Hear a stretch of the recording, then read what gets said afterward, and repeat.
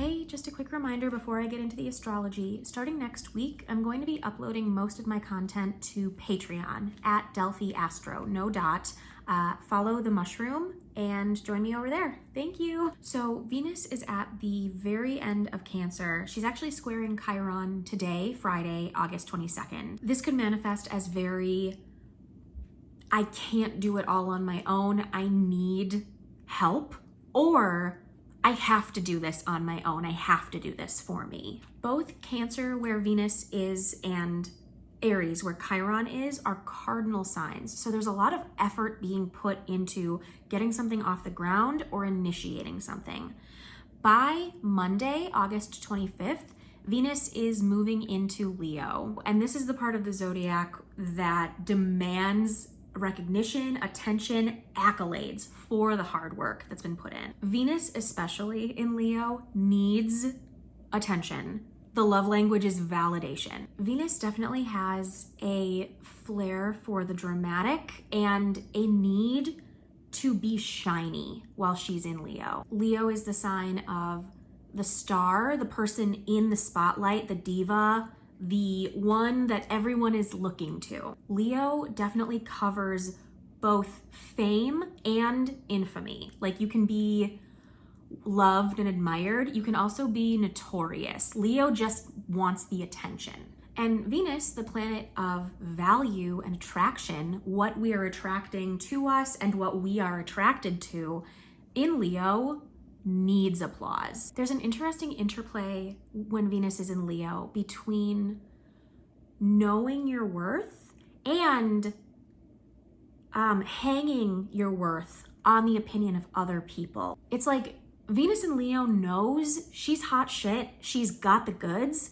but without the validation of others, it's like it doesn't even matter. She needs the awards, she needs the admiration, she needs to be recognized and looked up to. And just like all of the planets that came before her this year, immediately upon entering Leo, she's coming into an opposition with Pluto in early Aquarius. She's also trining Saturn and Neptune in early Aries and sextiling Uranus in early Gemini. All of these slow-moving outer planets are arranged in such a way that all of these faster moving planets, upon entering Leo, it's like they walk into the room, shout, and listen for how the message echoes off of these outer planets in Aquarius, Aries, and Gemini. Something has profoundly changed about the context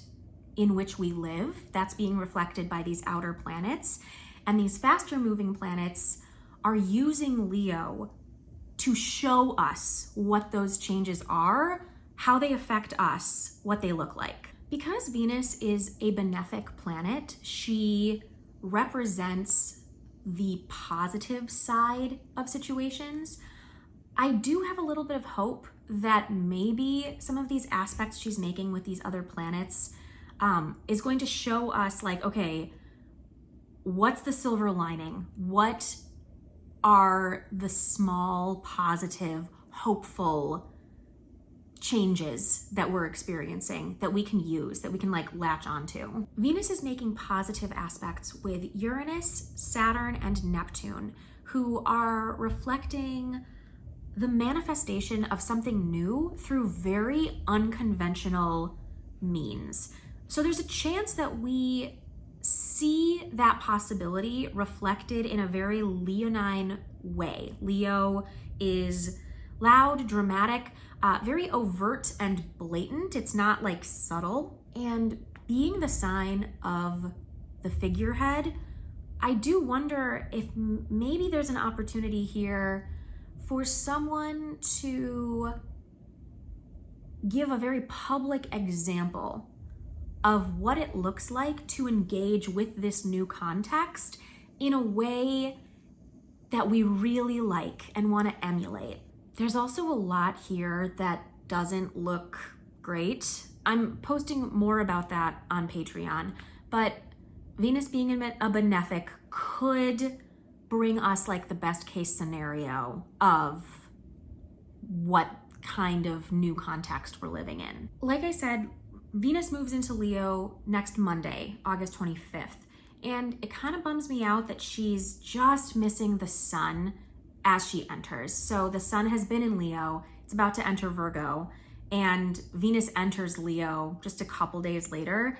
Leo is ruled by the sun. So it's really nice when a planet gets to occupy the same sign as its ruler. It's a little more challenging when the ruler has like moved on into the very next sign, which is kind of like Venus's blind spot right now. It's like while Venus is in Leo, she wants to be as much like the sun as she possibly can, but she can't see the sun to kind of get a good sense of like, okay, what does the sun's voice sound like? What does the sun look like? How can I mimic this figure as accurately as possible? She doesn't have access to that. So she's kind of doing the best that she can, but doing it blind a little bit. This might result in Venus doing a bit too much. When in doubt, Leo wants to go too big and then pare back if needed, rather than not do enough and disappoint people. Leo is very theatrical. So you think about,